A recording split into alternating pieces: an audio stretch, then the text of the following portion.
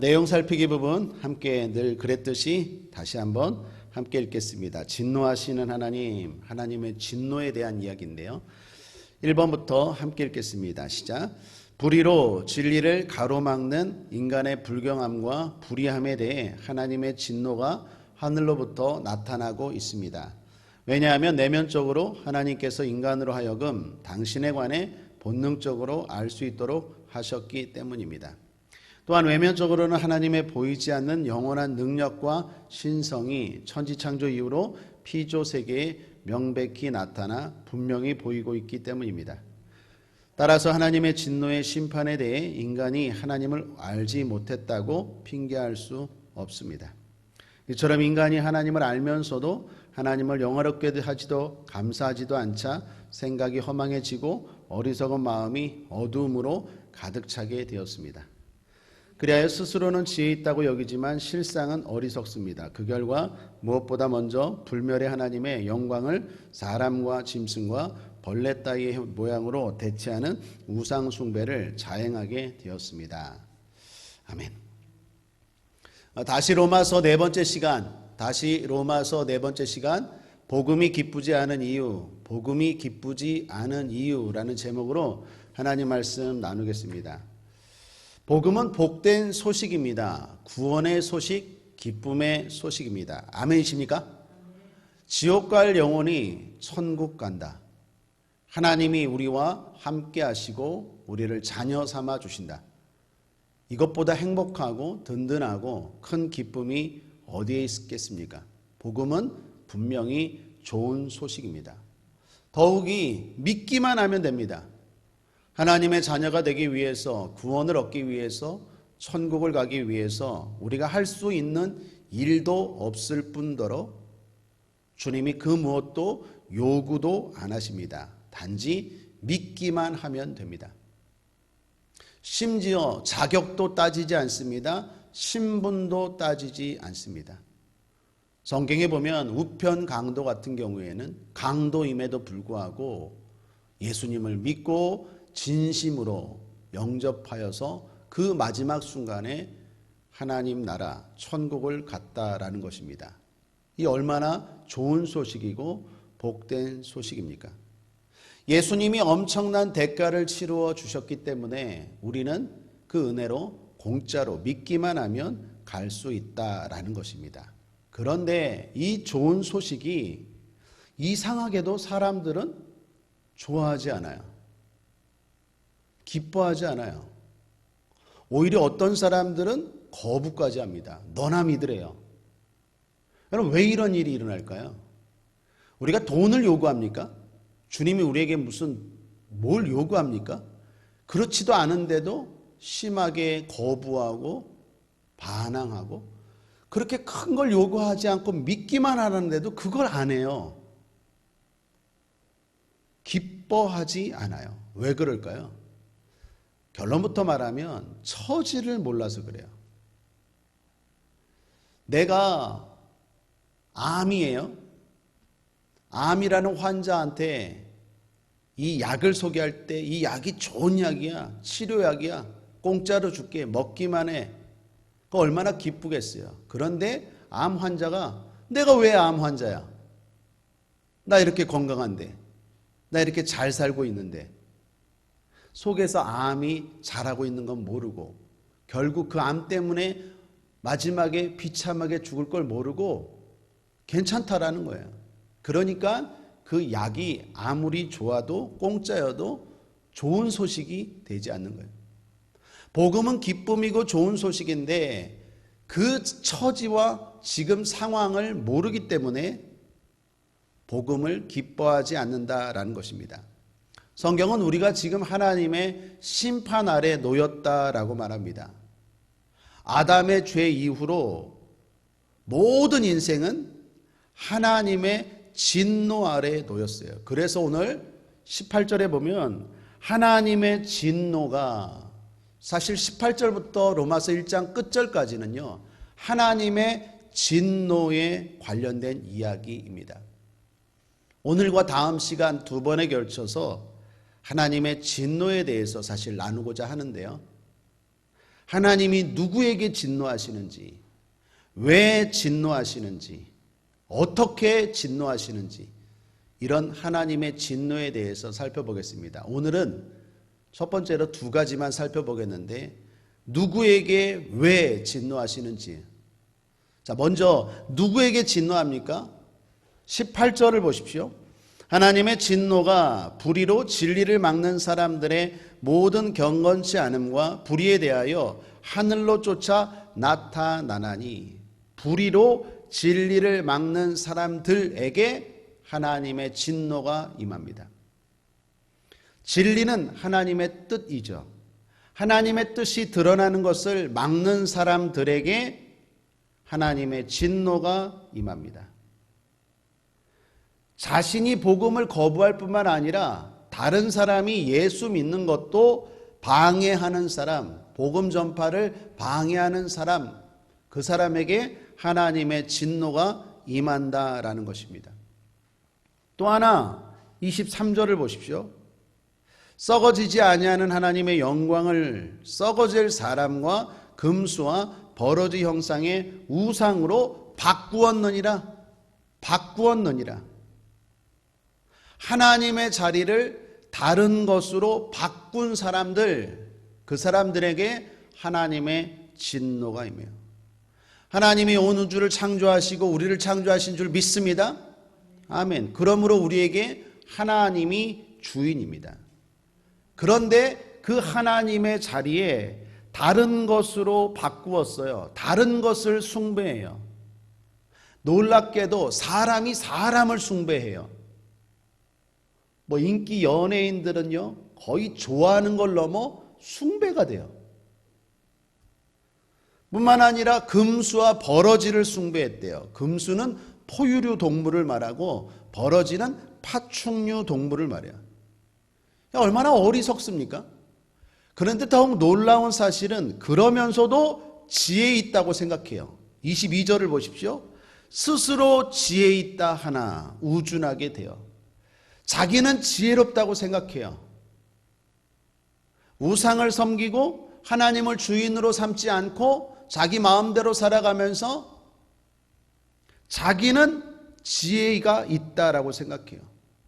그렇게 똑똑한 정치인들이요, 선거 때만 되면 점장이를 찾아가요.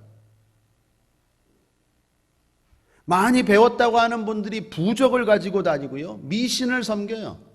조상묘를 잘 써야 복을 받는다 생각해요. 조상을 사랑해서 묘를 잘 쓰는 게 아니라 복 준다고 생각해서 조상묘를 잘 쓰려고 해요. 실제 성경에 보면 강대국이었던 애굽에 모세가 하나님의 지팡이를 가지고 능력을 행하죠. 그때 10가지 능력을 행할 때 그 10가지 능력이 다 애굽이 섬기던 우상을 깬 거예요. 깨부신 우상 가운데는요, 개구리도 있고요, 파리도 있고 이도 있어요. 아니, 그 강대국, 그 똑똑하다는 사람들이 그걸 섬긴다니까요. 이거 얼마나 어리석어요? 우준해요. 이것을 지혜 있다고 사람들이 섬기고 그 앞에 절하고 복을 빕니다. 이런 사람들에게 하나님의 진노가 임합니다. 고의로 하나님의 진리를 막는 사람들, 고의로 하나님의 자리에 다른 사람이나 다른 우상이나 아니면 자기가 우상이 되어서 그 자리를 채우는 사람들, 그 사람들에 대해서 하나님의 진노가 임합니다. 여러분, 공통점은 무엇입니까? 고의예요. 고의. 모르고 하는 게 아니라는 거예요. 이게 심각한 거예요. 다 알아요. 어떻게 합니까? 하나님이 다 알도록 하셨대요. 19절 보십시오. 19절 말씀 함께 읽겠습니다. 시작. 이는 하나님을 알만한 것이 저희 속에 보임이라. 하나님께서 이를 저희에게 보이셨느니라. 하나님이 보이셨어요. 모든 사람 속에 하나님을 알만한 것을 보이셨다니까요. 그게 뭐예요? 양심이에요. 그래서 우리가 죄를 짓고 하나님의 뜻대로 살지 아니하면 어떻게 돼요? 양심이 찔리는 거예요. 누가 나를 예수 믿으라고 소개시켜 주기 전에 이미 하나님이 모든 사람들 속에 하나님을 알 만한 것을 넣어 주셨다니까요. 그럼에도 불구하고 우상을 섬기고 안 믿고 자기를 섬기고 다른 사람까지 방해해요. 이건 내적으로 뿐만 아니라 외적으로도 알게 하셨어요. 20절 보십시오. 함께 읽겠습니다. 시작. 창세로부터 그의 보이지 아니하는 것들 곧 그의 영원하신 능력과 신상이 그 만드신 만물에 분명히 보여 알게 되나니, 분명히 보여 알게 되나니, 만물에 하나님의 존재를 분명히 보여서 알게 하셨다라는 것입니다. 여러분, 자연을 보십시오. 얼마나 놀랍습니까? 꽃 한 송이만 봐도 이게 하나님이 계시다, 이거 사람이 어떻게 이렇게 만들 수 있나 라는 걸 느끼지 않습니까? 새 한 마리만 봐도 신비롭지 않습니까? 땅에서 뭐 나는 것 보십시오. 얼마나 신비로워요. 바다를 보십시오. 얼마나 놀랍고 광대합니까? 아니면 우리 몸을 보세요. 우리 몸만 해도 얼마나 놀랍고 신비합니까? 하나님이 하나님을 알 만한 것을 속에도 넣어주셨지만 자연을 통해서도 알게 하셨다라는 거예요. 부활이 있다는 것도요, 우리는 매일 알아요. 어떻게? 잠자고 일어나잖아요. 밤에 잠자고 아침에 어떻게 해요? 일어나잖아요. 부활이 있다, 하나님이 존재한다, 하나님이 생명의 주관자라는 것을 하나님은 우리 속에 그리고 겉에 다 알게 하셨습니다. 그럼에도 불구하고 문제는 뭐예요? 고의로 거부하였다라는 거예요. 그러므로 원칙적으로 무신론은 있을 수 없습니다. 몰라서 하나님을 못 믿었는데요 라는 말은 거짓말이에요. 믿기 싫어서 안 믿은 것이지, 몰라서 하나님을 경외하지 못했다는 것은 말이 되지 않는다라는 것입니다. 그러므로 하나님이 어떻게 해요? 20절 끝에 핑계치 못할지니라. 나중에 하나님 앞에서 핑계하지 못해요. 자연을 통해서, 우리 속에서, 심지어는 주변 사람들을 통해서 그렇게 예수를 소개했는데도 안 믿은 건 핑계하지 못해요. 내가 몰라서 안 믿었는데요, 핑계치 못할지니라. 이런 사람들에게 뭐가 임해요? 하나님의 진노가 임한다라는 것입니다. 이것은요, 성경 질문의 답이기도 합니다. 종종 이런 질문을 받아요. 예수님은 신약에 오셨죠. 예수님이 오시기 전 구약의 사람들은 어떻게 구원받았을까요? 우리가 구원받으려면 예수를 믿어야 구원받는데, 예수님이 오시기 전 구약 사람들은 어떻게 구원받았을까요? 그들도 동일하게 답은 믿음입니다. 히브리서 11장에 보면 구약의 영웅들을 이렇게 설명합니다. 믿음으로 아벨은 가인보다 더 나은 제사를 드렸고, 믿음으로 에녹은 죽음을 보지 않고 옮겨졌으며, 믿음으로 노아는 아직 보지 못하는 일에 경고하심을 받아 경외함으로 방주를 예비하여 구원을 받았으며, 믿음으로 아브라함은 부르심을 받을 때에 순종하며 장래 기업으로 받을 땅으로 나아갔고, 믿음으로 이삭은 드렸고. 믿음으로입니다. 믿음으로.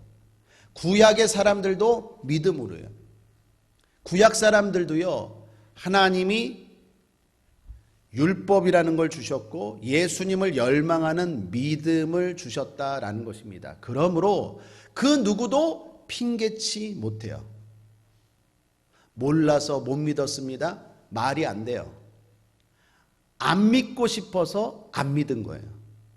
자, 그럼 왜 주님을 안 믿고 싶을까요? 왜 자꾸 주님이 아니라 다른 우상을 섬기려고 할까요? 사람들이.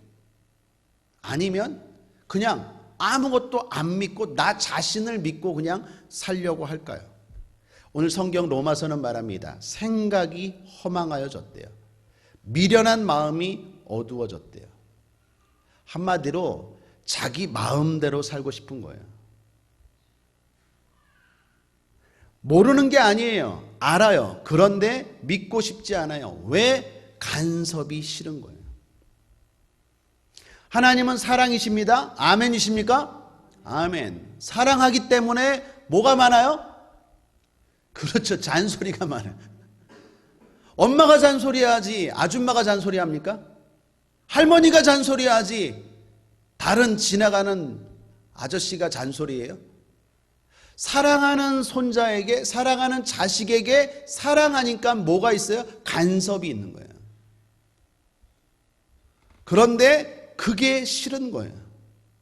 굳이 섬긴다면 하나님을 섬기고 싶지 않아요. 우상을 섬기고 싶어요. 왜? 우상은 간섭이 없어요. 여러분, 점장이한테 갔는데 점장이가 정직하게 살아,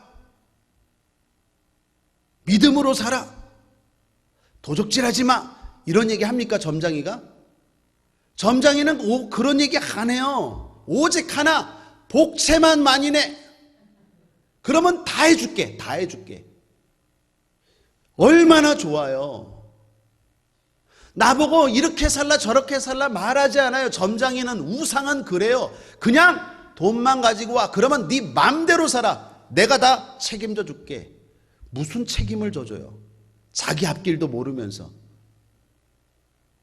그러니까 하나님을 섬기지 않아요? 알아도 섬기지 않아요? 굳이 섬긴다면 우상을 섬기고 싶은 거예요. 왜? 우상은 내 맘대로 할 수 있거든요.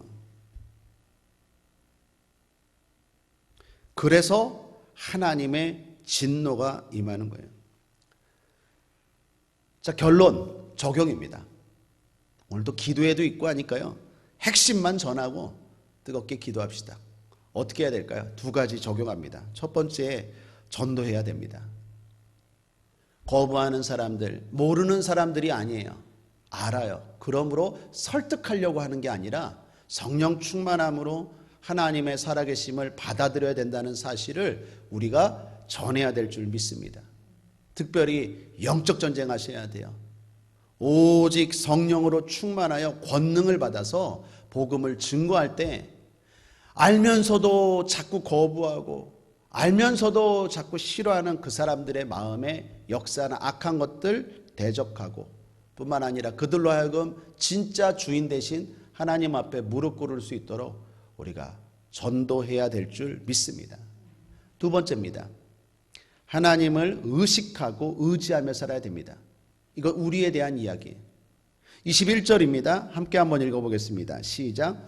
하나님을 알되 하나님으로 영화롭게도 아니하며 감사치도 아니하고 오히려 그 생각이 허망하여지며 미련한 마음이 어두워졌나니. 하나님을 알되, 하나님을 아는 사람은 당연히 어떻게 살아야 돼요? 하나님을 영화롭게 하고 하나님께 감사해야 돼요.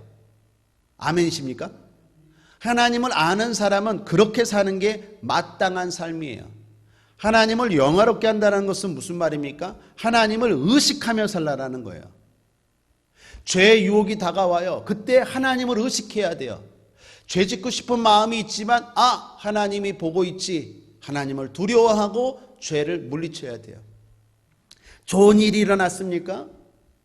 그때 하나님을 의식해야 돼요. 내가 이렇게 애써서 힘써서 된 게 아니라 하나님의 은혜로 된 거지. 하나님을 의식하고 살아야 돼요. 뿐만 아니라 하나님을 의지하고 사는 것입니다. 하나님을 의식할 뿐만 아니라 의지하는 거죠.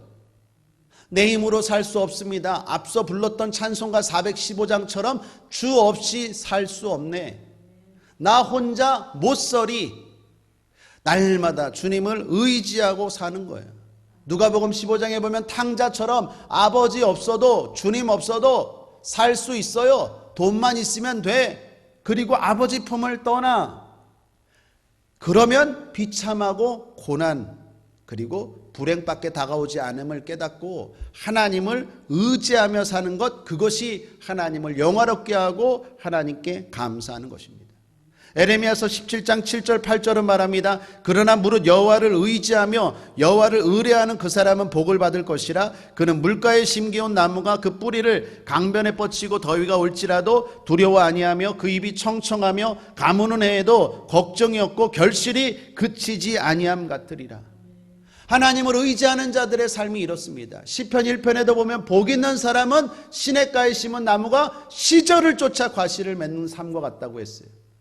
우리가 내일부터 이제 시편 가지고 특별 기도회를 또 하루에 3번씩 할 텐데 여러분의 삶 가운데 하나님을 의지함으로 복 있는 삶이 되기를 주님의 이름으로 축복합니다. 하나님을 아는 사람들은 어떻게 살아야 됩니까? 하나님을 영화롭게 하고 하나님께 감사하는 거예요. 의식하고 의지하며 사는 것입니다. 더 나아가 그렇게 살 수 있도록 다른 사람들을 인도하는 저와 여러분 되기를 주님의 이름으로 축원합니다. 말씀을 정리합니다. 복음이 기쁘지 않은 이유, 복음이 기쁘지 않은 이유라는 제목으로 하나님 말씀 나누었습니다. 믿기만 하면 천국 갑니다. 얼마나 기쁜 소식입니까? 그런데 그 소식을 기쁨으로 받아들이지 않아요. 아니요, 오히려 거부합니다. 왜요? 처지를 몰라서 그래요. 우리의 처지가 어떤 처지인지, 우리 앞에 어떤 것이 놓여 있는지 처지를 몰라서 그래요. 더 정확하게 말하면 인정하지 않고 싶어서 그래요. 하나님이 다 알도록 하셨는데 그렇게 살고 싶지 않은 거예요. 왜요? 간섭이 싫어요. 왜요? 내 마음대로 살고 싶어요. 그래서 하나님을 섬기지 않고 굳이 섬긴다면 우상을 그 자리에 대체해버려요. 내 마음대로 조종하고 내 마음대로 믿고 싶은 거예요. 그런 사람들에게 우리는 어떻게 해야 됩니까? 깨닫게 해야 되고 전도해야 돼요. 뿐만 아니라 우리는 그럴수록 더욱 하나님을 의식하고 의지해야 될 줄 믿습니다. 그러므로 하나님의 진노가 아니라 하나님의 축복이 저와 여러분의 삶 가운데 풍성하게 임하게 되기를 주님의 이름으로 축원합니다. 기도하겠습니다. 하나님 아버지 감사합니다. 우리에게는 복음이 기쁨입니다. 하나님의 진노가 임하는 인생이 아니라 하나님의 축복을 받는 인생 되게 하여 주옵소서. 감사드리며 예수님의 이름으로 축복하고 기도했습니다. 아멘.